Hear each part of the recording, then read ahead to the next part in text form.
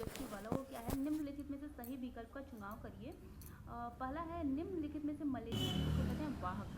तो सबसे पहले बात करें अगर मलेरिया की, तो मलेरिया होता किसकी वजह से, प्लाज्मोडियम की वजह से। ठीक है, किसकी वजह से होता है मलेरिया, प्लाज्मोडियम की वजह से। और प्लाज्मोडियम क्या है, एक प्रोटोजोआ है। और इसको ले जाने का काम कौन करता है, इसको ले जाने का काम करता है मच्छर। और कौन सा मच्छर, मादा एनेफिलीज मच्छर। ठीक है, कौन, एनेफिलीज। और सिर्फ मादा मच्छर ही हैं जो कि खून चूसने का काम करती हैं। नर मच्छर फलों का या फूलों का जो रस होता है उसको लेते हैं। ठीक है, तो यहाँ पर क्या हो गया, मच्छर। अगला क्वेश्चन है प्रतिजैविक औषधि है। प्रतिजैविक औषधि कौन सी है, पेनिसिलिन, इंसुलिन, ऑर्ड्रीन और ऑक्जीन। तो यहाँ पर जो पेनिसिलिन है वह क्या है, प्रतिजैविक औषधि है। प्रतिजैविक औषधि वह होती है जो कि एंटीबायोटिक जो होती है ना उसको प्रतिजैविक औषधि कहते हैं। यह क्या करता है कि जो रोगाणु होते हैं, जो जीव होते हैं, उनको नष्ट करने का काम करते हैं। अगला, हरित लवक रहित पौधों का समूह कौन सा है, यानी इसमें कौन से ऐसे पौधे हैं जिसमें क्लोरोप्लास्ट नहीं पाया जाता है। क्लोरोप्लास्ट जिन पौधों में पाया जाता है वे अपना भोजन स्वयं बनाते हैं, जिनमें नहीं पाया जाता है वे क्या करते हैं, किसी और पर पोषित होते हैं, मतलब परपोषी या परजीवी इनको कह सकते हैं। तो शैवाल, कवक, अनावृतबीजी और उपर्युक्त सभी इसमें से क्या हो जाएगा, कवक। कवक यानी फंजाई। फंजाई में क्या होता है, क्लोरोप्लास्ट नहीं पाया जाता है। अब बात आगे क्वेश्चन कहते हैं सही और गलत का निशान लगाना है।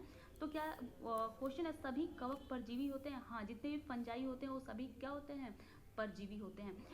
पोलियो ड्रॉप को बच्चों को पिलाने से बच्चों में पोलियो रोग के लिए प्रतिरक्षण क्षमता विकसित हो जाती है। तो बिल्कुल इनके अंदर एंटीबॉडी डेवलप हो जाती है। जब भी बच्चों को पोलियो की ड्रॉप इसीलिए दी जाती है, ये वैक्सीन है कि ताकि इनके अंदर क्या हो जाए, प्रतिरक्षण यानी कि एंटीबॉडी इनके अंदर तैयार हो जाए।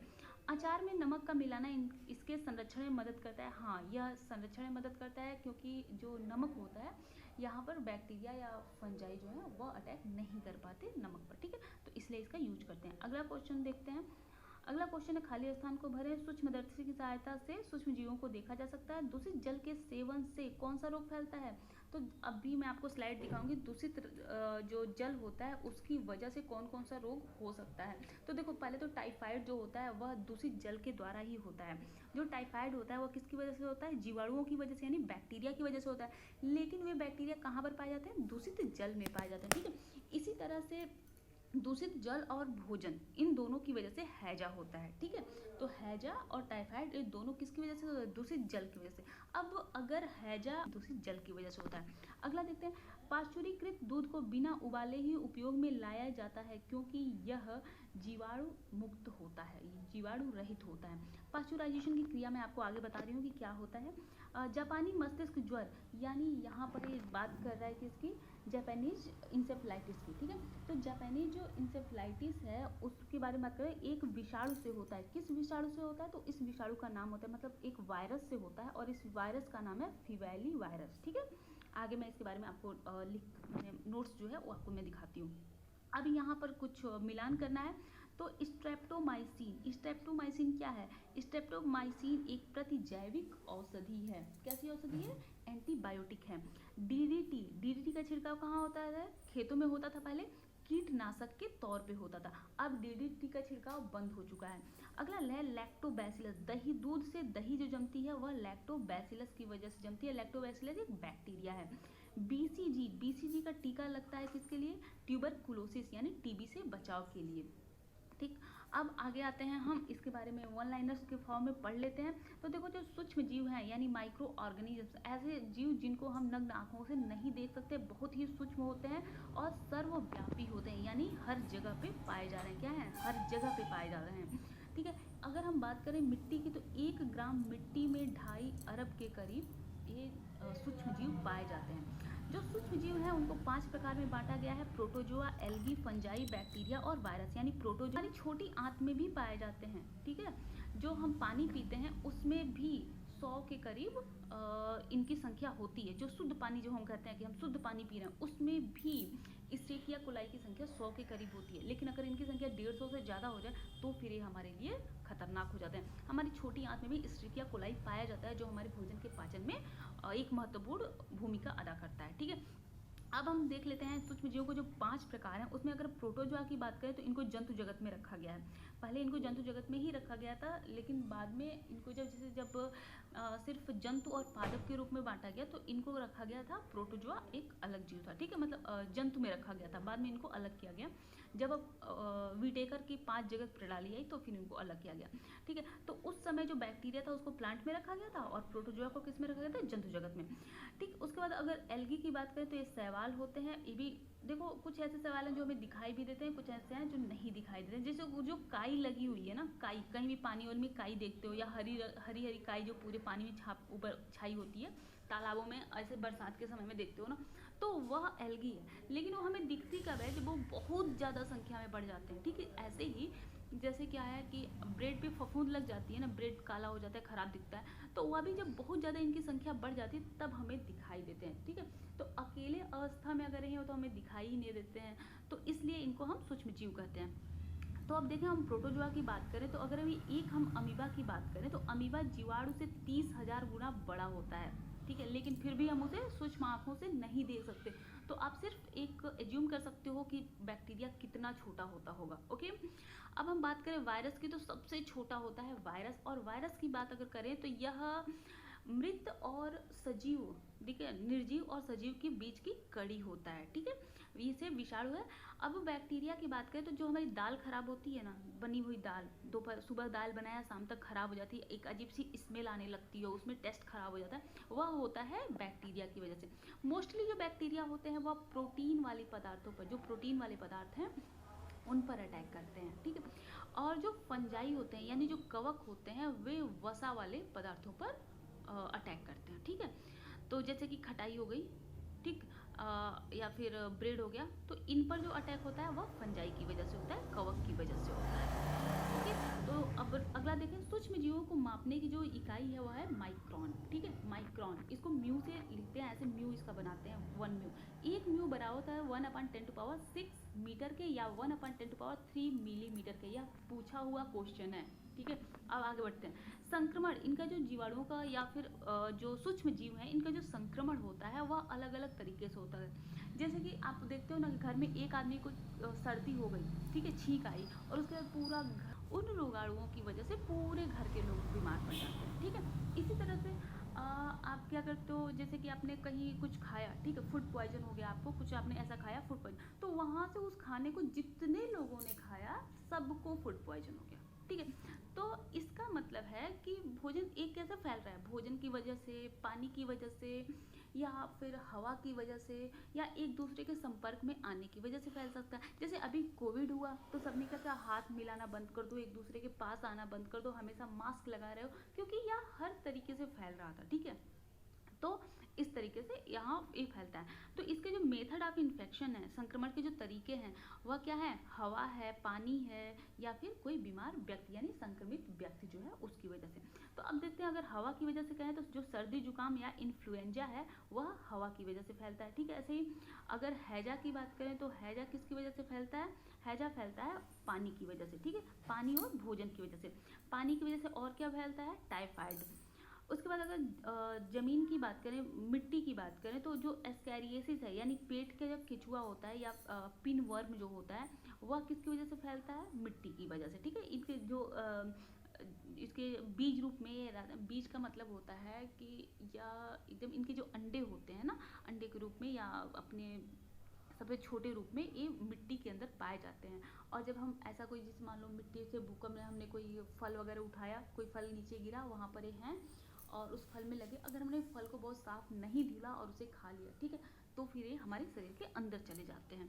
इसके बाद अगर इन्फेक्टेड पर्सन की बात करें तो जैसे मलेरिया हो गया, किसी को मलेरिया हुआ है तो मच्छर के काटने से उसके अंदर का जो ब्लड मच्छर लेगा और ले जाके दूसरे में इन्फेक्ट करेगा, तो दूसरों को जब काटेगा तो यहाँ का ब्लड वहाँ जाएगा, और इस तरह से आप एक दूसरे को रक्त देते हुए बीमारियाँ भी दे देते हो, ओके। मलेरिया किसकी वजह से होता है, मादा एनोफिलीज मच्छर की वजह से होता है। ये इसका वाहक का एक मादा क्यूलेक्स की वजह से फैलता है, ठीक है, जो मच्छर होती है क्यूलेक्स मच्छर, मादा क्यूलेक्स मच्छर, उसकी वजह से फैलता है जापानीज इंसेफ्लाइटिस, ठीक है। और इसका जो रोगाणु है वह क्या है, एक वायरस है, उस वायरस का नाम है फीवैली वायरस। क्या है, फीवैली वायरस। अच्छा, पता है इसका जो रसायन होता है ना, इस वायरस में जो रसायन होता है, जो केमिकल होता है जिसकी वजह से जापानीज इंसेफ्लाइटिस होती है, वह लीची में भी पाया जाता है। किसमें पाया जाता है? लीची में भी। इसीलिए जो बरसात का जब सीजन आता है ना, तो इस समय चारों तरफ गंदगी होती है, ठीक है, गंदगी होती है। और अगर वायरस की बात करें तो ये मृत और सजीव और निर्जीव दोनों के बीच की कड़ी है, लेकिन यह किसी न किसी वाहक के द्वारा ही दूसरे में जाएगा। तो अगर क्यूलैक्स मच्छर को हम खत्म कर दें तो यह हमारे अंदर नहीं पहुंच पाएगा, मतलब एक से दूसरे में नहीं पहुंच पाएगा, ठीक है। तो इसलिए कहा जाता है कि जैसे बरसात के दिनों में जब पानी बरस रहा हो तो आप कोई खुला बर्तन काफ़ी दिनों के लिए ना रखें। जैसे कि अगर वो है कूलर है, तो कूलर का पानी हमेशा में ही देती है, तो इसलिए हमेशा पानी को बदलते रहें। सोते समय मच्छरदानी का प्रयोग करें, क्योंकि जो जापानी इंसेफ्लाइटिस है ना, ये छोटे बच्चों में होता है और ये जानलेवा होता है। शुरुआत होती है बहुत तेज ज्वर से होती है इसकी शुरुआत, मस्तिष्क में सूजन हो जाती है, और कई बार ऐसा भी होता है कि बच्चा अगर ठीक भी हो गया ना, तो वह उसका मस्तिष्क काफ़ी विकृत हो चुका होता है। तो इसलिए काफ़ी आपको बचाव की आवश्यकता है। तो अब देखिए जापानीज इंसेफ्लाइटिस क्या है, यह किसकी वजह से फैल रहा है? क्यूलैक्स की वजह से। एक्यूट इंसेफ्लाइटिस सिंड्रोम या जापानीज इंसेफ्लाइटिस जैसा ही होता है, लेकिन ये दूसरा है एक्यूट इंसेफ्लाइटिस सिंड्रोम। ये डायरेक्ट अटैक करता है और बहुत तेजी से, इसमें मृत्यु दर बहुत ज़्यादा हो जाती है। एक्यूट का मतलब होता है बहुत तेजी से, तो यह इसमें मृत्यु दर ज़्यादा होती है। जापानीज इंसेफ्लाइटिस में मृत्यु दर से थोड़ा सा राहत होता है इसकी तुलना में। लेकिन यहाँ पर अगर जैसे कि अभी 2 साल पहले गोरखपुर में काफ़ी बच्चों की डेथ हो गई थी, क्योंकि वहाँ पर ऑक्सीजन सिलेंडर की कमी हो गई थी, ठीक है, मेडिकल में वहाँ पर ऑक्सीजन सिलेंडर की कमी होने की वजह से मौत हुई थी। अब जापानीज इंसेफ्लाइटिस की बात करें तो पहली बार 1924 में इसे जापान में देखा गया था, इसीलिए इसको जापानी मस्तिष्क ज्वर कहते हैं, क्योंकि ये पूरी तरह से जो असर इसका होता है सबसे पहले मस्तिष्क पर ही होता है। इसका संक्रमण कैसे होता है? पिग मतलब सुअर से मच्छर में जाता है, मच्छर से फिर से सुअर में जा सकता है। अब मच्छर इसको इंसान में भी पहुंचा सकता है, या फिर किसी चिड़िया में हुआ है तो मच्छर उसको काटे तो फिर वो आके दूसरी चिड़िया में भी उसको काट के उसको फैला सकता है, ठीक है। इसके बाद इसकी पहचान की बात करें तो मस्तिष्क में सूजन हो जाता है, तेज बुखार, चक्कर आना, बेचैनी, आलस और बेहोशी हो जाती है, और मोस्टली ये छोटे बच्चों में ही होता है। अब बात करें फाइलेरिया। फाइलेरिया किसकी वजह से होता है? एक निमेटोडा होता है, निमेटोड की वजह से होता है इसका संक्रमण। मैं आपको डिटेल यहाँ पर बिल्कुल नहीं बता रही हूँ, क्योंकि जब मैंने आपको डिजीज पढ़ाया था तो मैंने वहाँ पर सब कुछ आपको बता दिया था, तो यहाँ पर मैं बस आपको एट लेवल का ही बता रही हूँ। उत्तर प्रदेश में जो मृत्यु दर है, आपको पता है 5% बच्चे जो हैं अपने जीवन का 1 वर्ष भी नहीं पूरा कर पाते। मतलब जन्म से 1 वर्ष की उम्र के दौरान अगर 100 बच्चे जन्म ले रहे हैं तो उसमें से 5 बच्चों की मृत्यु हो जाती है। ये बहुत ही दुखद घटना है। और 5 वर्ष तक पहुँचते पहुँचते उसमें से भी 3% बच्चों की मृत्यु हो जाती है। ये किसकी वजह से हो रही है? बीमारियाँ तो और भी होती हैं, लेकिन इन बीमारियों की वजह से, संक्रमण वाली बीमारियों की वजह से इन बच्चों की मौत हो रही है, तो हमें इस पर ध्यान देना होगा। आगे बढ़े, रोगों का से हम बचाव कैसे कर सकते हैं? तो पहला है टीकाकरण। इन सूक्ष्म जीवों से बचने का हमारे पास आसान उपाय होता है टीकाकरण करना, ठीक है। टीकाकरण में हम क्या कर सकते हैं? अब 2 टीकाकरण जो सबसे ज़्यादा पूछे जाते हैं, उसमें पहला है BCG, ठीक है। BCG जो लगाया जाता है और ट्यूबरकुलोसिस के लिए लगाया जाता है। इसकी खास बात है कि ये हमारे बाएं हाथ में ही लगाया जाता है, ठीक है, जो बाएं बाँ है वहाँ पर लगाया जाता है, और इसका निशान भी रहता है। कभी कभी काफ़ी लोगों में आपने देखा होगा। अब बात करें दूसरा, एंटीबायोटिक इनोक्यूलेशन के द्वारा भी हम ऐसा कर सकते हैं, मतलब रोगों से बचाव कर सकते हैं। तो एंटीबायोटिक जो सब हैं वो हैं पेनिसिलिन और स्ट्रेप्टोमाइसिन। बहुत सारे हैं, लेकिन ये सबसे ज़्यादा यूज होने वाले हैं, पेनिसिलिन और स्ट्रेप्टोमाइसिन। अब इन्हीं दोनों में से एक है जिसकी खोज सबसे पहले हुई थी, तो आप ज़रा मुझे बताइएगा सबसे पहले किस एंटीबायोटिक की खोज हुई और एंटीबायोटिक की खोज किसने की थी, मतलब इसका निर्माण किसने किया था। अब बात करें पौधों में, जो पौधे होते हैं वे भी संक्रमित होते हैं इस सूक्ष्म जीवों से। तो पौधों में जब सूक्ष्म जीव हों तो उनको बचाने के लिए आप क्या कर सकते हैं? पेस्टिसाइड्स का यूज करते हैं। अब जो पेस्टिसाइड्स होते हैं वो 4 तरह के होते हैं, इंसेक्टिसाइड, हर्बिसाइड, रोडेंटिसाइड और फंजीसाइड। जो इंसेक्टिसाइड होते हैं जैसे कि कीड़े मकोड़ों को मारने के लिए, उसमें आता है DDT, BHC, मिथाइल पैराथायोन, हेप्टाक्लेयर और एल्ड्रीन और क्लोरोडेन, ठीक है। इसकी हिंदी लिखने की ज़रूरत नहीं थी, क्योंकि ये मैं DDT को यही लिखती, हिंदी में भी DDT, ठीक है। BHC को BHC, और या फिर मिथाइल पैराथायोन को मिथाइल पैराथायोन ही लिखती मैं, इसलिए मैंने इसको इंग्लिश में ही रहने दिया है। अब बात करें हर्बिसाइड्स की, जो खरपतवार हैं उनको नाश खत्म करने के लिए 2,4-D का यूज करते हैं। रोडेंटिसाइड जैसे कि चूहे वगैरह हैं उनको खत्म करने के लिए यूज करते हैं नार्ब्रोसाइड या नार्ब्रोसाइड का यूज करते हैं, ठीक है। इसी तरह फंजीसाइड जो कवक वगैरह हैं उनको यूज करने के लिए हम उनको खत्म करने के लिए यूज करते हैं ऑफेनॉल का, ठीक, और कैप्टन। ऑफिनॉल और कैप्टन, और भी बहुत सारी फंजीसाइड्स आते हैं, लेकिन यह इंपॉर्टेंट है क्योंकि ये बुक में दिया हुआ है तो यही ऑप्शन में भी आ सकता है, ओफिनॉल और कैप्टन, ठीक है। ये फंजीसाइड के लिए होता है, रोडेंटिसाइड के लिए नार्ब्रोसाइड होता है, ठीक है। अब बात करें लाभदायक सूक्ष्म जीवों की, कुछ ऐसे भी काफ़ी ऐसे सूक्ष्म जीव हैं जो हमारे लिए लाभदायक होते हैं। जैसे अगर ये ना होते तो हम दूध से दही जमाना कैसे सीखते, ठीक है। तो दही में लैक्टोबैसिलस पाया जाता है, ठीक है। लैक्टोबैसिलस एक जीवाणु है। पनीर, सिरका, ब्रेड और खमीर बनाने के लिए हम ईस्ट का यूज करते हैं। ईस्ट एक फंजाई है। एंटीबायोटिक यानी प्रतिजैविक जो दवाइयाँ होती हैं, प्रतिजैविक दवाइयाँ जैसे कि पेनिसिलिन या फंजाई यानी कि कवक से मिलता है। स्ट्रेप्टोमाइसिन जो कि एक बैक्टीरिया से मिलता है, ठीक है। अब आगे बढ़ें, आगे देखते हैं लाभदायक जो सूक्ष्मजीव हैं यहाँ पर। हाँ, यहाँ कहाँ गए, यहाँ नाइट्रोजन स्थिरीकरण में भी ये हमारी हेल्प करते हैं। नाइट्रोजन स्थिरीकरण में ये किस तरह से हमारी हेल्प करते हैं, देखो दलहनी जो फसल होती है, दलहनी फसल जो भी फसलें हैं जो दाल जिनसे हमें मिलता है, उनकी जड़ों में एक बैक्टीरिया पाया जाता है राइजोबियम, ठीक है। और भी बैक्टीरिया हैं लेकिन जो बुक में दिया है मैं वो आपको बता रही हूँ। यहाँ पे राइजोबियम जीवाणु पाया जाता है। यह वायु से नाइट्रोजन को अवशोषित करता है और नाइट्रेट और नाइट्राइट में चेंज कर देता है, ठीक है। इससे मृदा की जो उर्वरता है वह बढ़ जाती है, ओके। इसके साथ ही ये हेल्प करते हैं कार्बनिक पदार्थ का अपघटन करने में। कार्बनिक पदार्थ यानी कि कोई जीव जंतु या पेड़ पौधे अगर मर जाएं, ठीक है, तो उनको डीके करने का काम, उनको खत्म करने का काम ये करते हैं जीवाणु, ठीक है। आप देखते होगे कहीं कुछ अगर कोई जीव मर जाता है तो वहाँ बहुत ज़्यादा बदबू आती है। वो बदबू क्यों, दिनों में उसमें बैक्टीरिया लग जाएंगे, ठीक है। तो इसलिए उनको बचाने के लिए उनको धूप दिखाते हैं, चमड़े की जो वस्तु होती है उनको धूप दिखाते हैं, और इसी को एक टाइम तक करें और एक तरीके से करें तो उसको हम टैनिंग बोलते हैं, ठीक है। चमड़े की वस्तुओं का जो परिरक्षण होता है यानी बचाव जो होता है उसको हम टैनिंग बोलते हैं। इसके बाद इमारती लकड़ियाँ जो होती हैं उनको हम पेंट कर देते हैं। अगर इमारती लकड़ियों में कहीं खाली जगह है तो उसमें पुट्टी भर देते हैं, या घरों में हम क्या करते हैं गैमेक्सिन का, मतलब जगह पे कहीं ज़्यादा है तो वहाँ गैमेक्सिन का छिड़काव कर देते हैं, तो इससे सूक्ष्मजीव नष्ट हो जाते हैं। गैमेक्सिन का छिड़काव हम चींटियों को भगाने के लिए भी करते हैं, लेकिन भागती नहीं, बेचारी मर जाती हैं। तो अगर चींटियों को भगाना हो ना तो कभी गैमेक्सिन का यूज़ ना किया करना यार, बहुत ज़्यादा एक बार इतनी सारी चींटियाँ मरती हैं, बुरा लगता है। आखिर वो हमारी दुश्मन तो थोड़ी ही नहीं है, तो उन्हें ख़त्म ना करो, वहाँ पर आटे का छिड़काव कर दो। तो इसी तरह हम स्टरलाइज कर देते हैं, काफ़ी चीज़ों को स्टरलाइज कर देते हैं तो वो हमारे लिए ठीक हो जाते हैं। स्टरलाइज का मतलब होता है बॉयल कर दो किसी चीज़ को। जैसे कि बचपन में जो वो वाली हमें सुई लगती थी जो, तो वो क्या होती थी, कांच वाली होती थी ना, तो उसको देखते थे डॉक्टर क्या करते थे, उसको बॉयल करते थे। जो अभी तो क्या है कि प्लास्टिक बहुत ही तेज, मतलब high temperature short time, high temperature short time के लिए करते हैं, ठीक है। मतलब टेम्परेचर बहुत ज़्यादा होगा लेकिन टाइम बहुत ही कम होगी। और उसका दूसरा होता है लो टेम्परेचर पे करना है ज़्यादा टाइम के लिए।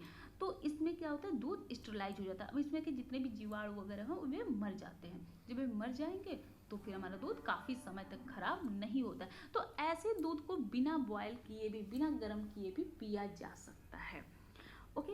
अब बात करें डिब्बा बंद जो खाना आता है, जो पैकेट वाले पैकेट फूड आते हैं, उनको क्या करते हैं, तो उनको भाप के द्वारा 15 पाउंड का दाब देकर, ठीक है, 120 डिग्री सेल्सियस से 126 डिग्री सेल्सियस के टेम्परेचर पे उनको बॉयल कर दिया जाता है। उनको मतलब भाप के द्वारा, ठीक है, अंदर चीज़ को रखा, बाहर पानी का भाप गया और उसमें उनको रखा, तो जो भी और दबाव भी है तो एक प्रेशर भी है, तो उसमें जो सूक्ष्मजीव होते हैं वो नष्ट हो जाते हैं, ठीक है। और इतना करते कितने देर के लिए, 12 से 19 मिनट के लिए। जो कपड़े हैं, जैसे काफ़ी दिनों के लिए जाड़े के कपड़े आप रखते हो, या फिर कोई ऐसे कपड़े जब आप रखते हो जो बॉक्स में रख देते हो, यानी काफ़ी दिनों तक आपको नहीं निकालना है, तो उसमें क्या करते हो, आप नेफ्थलीन की गोली डालते हो, या फिर आपकी जो किताब कॉपियाँ उसमें झिंगुर वगैरह ना लगे उसके लिए आप क्या करते हो, नेफ्थलीन की गोली डाल देते हो, ठीक है। तो ये हमारे माइक्रो ऑर्गेनिज्म से भी हमारे सुरक्षा करते हैं चीज़ों की। अब बात करें इनके लिए हम यूज करते हैं, जैसे जब बर्तन को स्टरलाइज करना होता है, ठीक है, जो कुछ बर्तन वगैरह को हमें जब स्टरलाइज करना होता है तो उसको क्या करते हैं, हम बॉयल करते हैं। जब अभी हमने आपको बताया ना कि ऑपरेट जब करना होता है तो ऑपरेशन से पहले डॉक्टर जितने भी बर्तन इक्विपमेंट होते हैं उनको क्या करते हैं, बॉयल करते हैं। तो उसमें भी सोडियम मेटाबाइसल्फाइड और सोडियम बेंजोएट मिलाते हैं, जब पानी को स्टरलाइज करते हैं, पानी से बर्तन को स्टरलाइज करते हैं, तो उसमें यूज करते हैं वे सोडियम मेटाबाइसल्फाइड और सोडियम बेंजोएट, ठीक है। तो इसकी वजह से जो जीवाणु वगैरह, जो वायरस वगैरह जितना कुछ भी है उसमें, वो सब कुछ माइक्रो ऑर्गेनिज्म खत्म हो जाता है। नाइट्रोजन का फिक्सेशन, नाइट्रोजन गैस को अमोनिया में या अमोनियम में चेंज करने को क्या कहते हैं? नाइट्रोजन फिक्सेशन कहते हैं। ये 5 स्टेप है, इसकी 5 स्टेप समझ लो। दूसरा है अमोनिया को फिर नाइट्राइट में चेंज करना, कहलाता है नाइट्रिफिकेशन। इसमें पहले अमोनिया को नाइट्राइट में चेंज करते हैं और उसके बाद नाइट्रेट में चेंज करते हैं। तो ठीक है, अब समझ में आया। नाइट्रोजन गैस को अमोनियम में चेंज करना नाइट्रोजन फिक्सेशन कहलाता है। फिर अमोनियम को नाइट्रेट में चेंज करना नाइट्रिफिकेशन कहलाता है। और जो नाइट्रेट होता है उसी को पौधे ग्रहण कर सकते हैं, ठीक है। पौधे